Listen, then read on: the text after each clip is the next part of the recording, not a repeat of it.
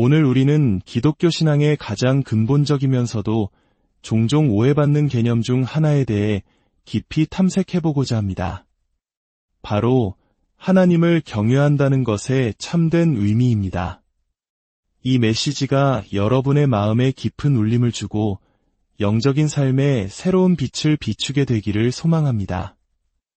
이 귀한 말씀이 시작되기 전 잠시 시간을 내어 이 채널을 구독하고 좋아요를 눌러주시면 하나님의 은혜로운 메시지가 더 많은 분들에게 닿을 수 있도록 돕는 귀한 동역이 될 것입니다. 여러분의 작은 손길 하나하나에 하나님의 축복이 가득하기를 기도합니다. 성경 전도서의 마지막 장을 보면 인생의 모든 것을 누렸던 한 남자의 결론이 나옵니다. 그는 역사상 가장 유명했고 가장 부유했으며 가장 지혜로웠던 왕, 바로 솔로몬입니다. 그는 수많은 부와 명예, 쾌락을 경험한 뒤 인생의 모든 것이 헛되고 헛되다는 냉소적인 결론에 이르렀습니다. 하지만 그의 마지막 고백은 우리에게 깊은 통찰을 줍니다. 일의 결국을 다 들었으니 하나님을 경외하고 그의 명령들을 지킬지어다. 이것이 모든 사람의 본분이니라. 인생의 모든 것을 겪어본 왕이 내린 최종 결론은 바로 하나님을 경외하는 것이었습니다. 그렇다면 하나님을 경외한다는 것은 대체 무엇일까요? 오늘 우리는 이 질문에 대한 답을 함께 찾아가려 합니다. 첫째, 하나님을 경외한다는 것은 무엇일까요? 둘째, 우리는 어떻게 하나님을 경외하는 마음을 가질 수 있을까요? 셋째, 그 경외심이 우리 삶에 나타날 때 어떤 변화가 일어날까요? 그리고 반대로 사람이 하나님에 대한 경외심을 잃었을 때 나타나는 징조는 무엇일까요? 많은 사람들이 하나님을 경외한다는 말을 들으면 하나님을 무서워하거나 두려워하는 것으로 오해합니다. 마치 벌을 받을까 봐 전전긍긍하는 모습처럼 말입니다. 하지만 성경이 말하는 경외심은 그런 공포와는 전혀 다릅니다. 그것은 존경과 경외감, 거룩한 떨림이 합쳐진 감정입니다. 한국 문화에서 우리는 위대한 스승이나 존경하는 어른 앞에서 몸가짐을 조심히 하고 예의를 갖춥니다. 바로 그 공경하는 마음과 비슷하지만 하나님을 향한 경외심은 그것을 초월하는 절대적인 존중과 경배를 의미합니다. 시편 25편 14절은 이렇게 말합니다. 여호와의 친밀하심이 그를 경외하는 자들에게 있으며 그의 언약을 그들에게 보이시리로다. 생각해 보십시오. 우리가 누군가를 무서워하고 두려워한다면 어떻게 그와 친밀한 관계를 맺을 수 있겠습니까? 하나님은 우리가 당신을 무서워하며 숨기를 원치 않으십니다. 오히려 당신과 깊고 친밀한 교제를 나누기를 원하십니다. 하나님을 경외하는 자만이 그분과의 비밀스럽고 깊은 교제의 자리로 나아갈 수 있는 것입니다. 성경에는 이 경외심에 대한 중요한 시험의 순간이 기록되어 있습니다.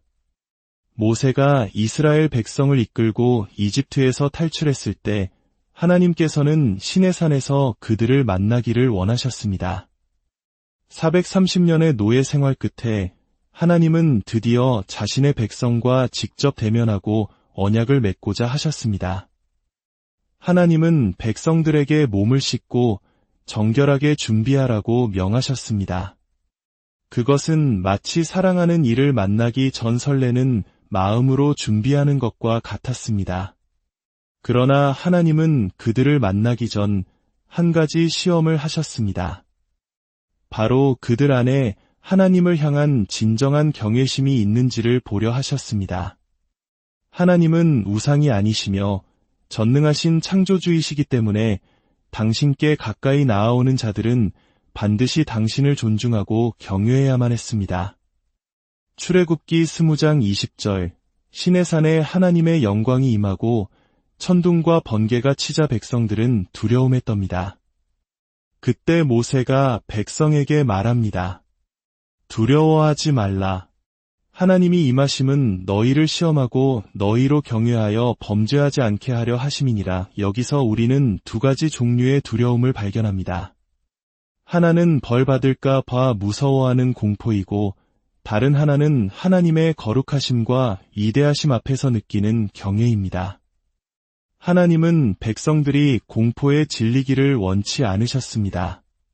다만 당신을 존중하고 경외하기를 바라셨습니다. 그러나 백성들은 어떻게 반응했습니까? 그들은 하나님의 영광 앞에서 더 가까이 나아가기를 거부하고 멀리 도망쳐버렸습니다. 그리고 모세에게 당신 혼자 하나님과 이야기하라고 말했습니다. 그들은 시험에 통과하지 못한 것입니다. 아담이 죄를 짓고 에덴 동산에서 숨었던 것처럼 마음에 숨길 것이 있는 사람은 하나님을 무서워하고 피하게 됩니다. 그러나 마음에 거리낄 것이 없는 사람은 하나님 앞에 경외심을 가지고 나아갑니다. 진정한 경외심은 우리를 죄로부터 멀어지게 합니다. 잠언 16장 6절은 말합니다. 인자와 진리로 인하여 죄악이 속하게 되고 여호와를 경외함으로 말미암아 악에서 떠나게 되느니라. 하나님을 경외하지 않는 사람은 악을 향해 달려가지만 하나님을 경외하는 사람은 악에서 떠납니다. 왜 우리는 죄를 짓게 하는 관계와 환경을 끊어내지 못할까요?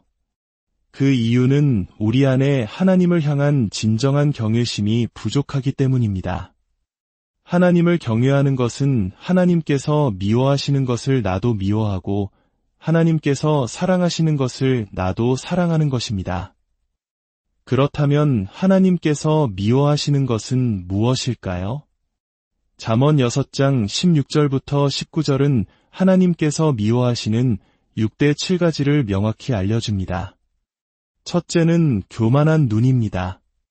스스로를 과대평가하고 다른 사람을 멸시하는 태도입니다. 둘째는 거짓된 혀입니다.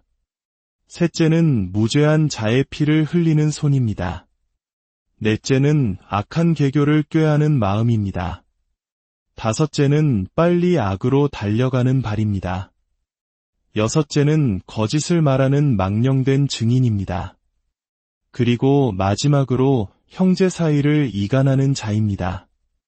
우리가 하나님과 동행하기를 원한다면 우리는 이러한 것들을 미워해야 합니다. 관용하는 것이 아니라 미워해야 합니다. 이것이 바로 하나님을 경외하는 자의 삶의 태도입니다. 오늘날 교회 안에 하나님을 향한 경외심이 회복되어야 합니다. 하나님을 경외하는 마음이 없는 곳에 하나님의 임재는 머무를 수 없습니다. 존중과 영광을 받지 못하시는 곳에 하나님은 함께 하실 수 없기 때문입니다. 성경에는 이 경외심의 부재가 얼마나 끔찍한 결과를 낳는지 보여주는 경고의 사건이 있습니다. 레위기 10장에 나오는 아론의 두 아들 나답과 아비후의 이야기입니다. 그들은 제사장으로서 6년간 하나님을 섬겨왔습니다. 그러나 어느 날 그들은 하나님께서 명하시지 않은 다른 불, 즉 이상한 불을 제단에 드렸습니다. 여기서 이상하다는 말은 거룩한 것을 속된 것으로 여기다라는 의미를 가집니다. 그들은 수년간의 섬김 속에서 무뎌졌습니다. 하나님의 임재라는 지극히 거룩한 것을 마치 일상적인 일처럼 가볍고 평범하게 여겼던 것입니다. 하나님의 임재 앞에서 이봐, 하나님, 나왔어, 라고 말하는 것처럼 경솔하게 행동했습니다. 오늘날 많은 사람들이 하나님의 집에서 커피를 마시고 껌을 씹고 팔짱을 낀 채 예배를 드립니다. 왜 지금은 아무 일도 일어나지 않을까요? 그것은 그곳에 하나님의 완전한 영광, 즉 세키나의 영광이 임재해 있지 않기 때문입니다. 만약 그 영광이 그곳에 있었다면 누구도 그런 불경한 태도로 살아남을 수 없었을 것입니다. 결국 하늘에서 불이 내려와 나답과 아비후를 삼켰고 그들은 여호와 앞에서 즉시 죽었습니다. 예배는 거룩합니다. 기도는 거룩합니다. 성경 말씀은 거룩합니다. 하나님께 드리는 우리의 섬김은 결코 가벼운 것이 아닙니다. 이 강단은 사람을 모욕하는 곳이 아니라 하나님의 말씀을 선포하는 거룩한 곳입니다.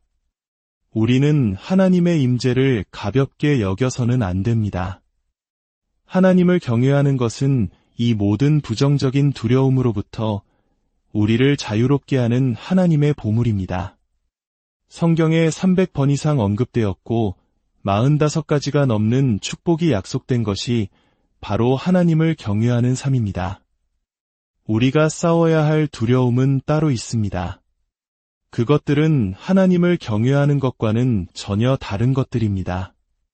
첫째는 본성적인 두려움입니다. 롤러코스터를 탈 때 느끼는 아찔함이나 전쟁터에 나간 군인이 생명의 위협을 느끼는 것과 같은 자연스러운 감정입니다. 이것은 죄가 아닙니다. 둘째는 종교적인 두려움입니다. 이것은 하나님으로부터 온 것이 아니라 사람이 만든 규칙과 전통에서 비롯된 두려움입니다. 마음의 변화는 없이 겉으로만 경건한 척하게 만들고 결국 사람을 율법의 노예로 만듭니다. 우리는 이러한 종교적인 두려움을 거부해야 합니다. 셋째는 사람을 향한 두려움입니다. 잠언 29장 25절은 사람을 두려워하면 올무에 걸리게 되거니와 여호와를 의지하는 자는 안전하리라고 말합니다. 이 두려움은 하나님보다 사람을 더 중요하게 여기게 만듭니다. 다른 사람들의 시선과 평가가 두려워 하나님의 뜻에 순종하지 못하게 되는 것입니다. 사울 왕은 백성을 두려워하여 하나님의 명령에 온전히 순종하지 않았고 결국 버림받았습니다. 하나님은 우리에게 말씀하십니다. 내가 나를 두 번째 자리에 놓고 사람을 첫 번째 자리에 놓는 그날 나는 나의 은혜를 너에게서 거두리라. 넷째는 마귀적인 두려움입니다. 디모데후서 1장 7절은 하나님이 우리에게 주신 것은 두려워하는 마음이 아니요 라고 말합니다. 여기서 마음은 영을 의미합니다. 두려움은 사탄에게서 오는 영이며 우리를 괴롭게 하고 삶의 문제 앞에서 도망치게 만듭니다. 이 두려움은 우리를 마비시켜 하나님께서 주신 잠재력을 발휘하지 못하게 합니다. 사랑하는 여러분, 이 4가지 잘못된 두려움에 사로잡혀 계십니까? 오늘 좋은 소식이 있습니다. 진정으로 하나님을 경외하는 마음이 우리 안에 회복될 때 그 거룩한 경외심이 다른 모든 두려움을 삼켜버릴 것입니다. 하나님 한 분만을 온전히 경외하게 될 때 우리는 사람을 두려워하지 않게 되고 헛된 종교적 규칙에 얽매이지 않으며 사탄이 주는 공포로부터 자유롭게 될 것입니다. 하나님을 경외하는 것이야말로 우리를 모든 속박에서 풀어주고 담대하게 주님의 뜻을 행하게 하는 진정한 자유의 열쇠입니다. 이 시간 우리 마음을 돌아보기를 원합니다. 나의 삶 속에 하나님을 향한 거룩한 경외심이 살아있습니까? 아니면 나도 모르는 사이 나답과 아비후처럼 거룩한 것을 속되게 여기며 살고 있지는 않습니까? 사람들의 평가를 두려워하며 하나님의 뜻을 저버리고 있지는 않습니까? 이제 함께 기도하며 우리의 마음을 하나님께 드리겠습니다. 사랑과 은혜의 하나님 아버지, 오늘 말씀을 통해 하나님을 경외하는 것의 참된 의미를 깨닫게 하시니 감사합니다. 그동안 저희는 하나님을 오해하여 무서워하거나 혹은 너무 가볍게 여기며 살아왔음을 고백합니다. 저희의 죄를 용서하여 주시옵소서. 이제 저희 마음속에 하나님을 향한 거룩한 경외심을 회복시켜 주시옵소서. 존경과 사랑으로 주님을 예배하게 하시고 주님의 거룩하심 앞에서 겸손히 엎드리게 하옵소서. 주님께서 미워하시는 죄를 멀리하고 주님께서 사랑하시는 의를 따르는 삶을 살게 하옵소서. 저희를 묶고 있는 본성적 두려움, 종교적 두려움, 사람을 향한 두려움, 마귀적인 두려움에서 저희를 자유롭게 하여 주시옵소서. 오직 하나님 한 분만을 경외함으로 세상의 모든 두려움을 이기고 담대히 나아가게 하옵소서. 이 말씀을 듣는 모든 심령 위에 하늘의 평강과 위로를 더하여 주시고 그들의 삶이 하나님을 경외하는 복된 삶이 되게 하여 주시옵소서. 우리 주 예수 그리스도의 이름으로 간절히 기도드립니다. 아멘. 오늘의 메시지가 여러분의 삶에 큰 축복이 되었기를 바랍니다. 이 영상이 은혜가 되셨다면 주변의 친구들과 가족들에게 공유하여 이 축복을 함께 나누어 주십시오. 저희 채널을 구독하시면 앞으로도 귀한 말씀을 놓치지 않고 들으실 수 있습니다.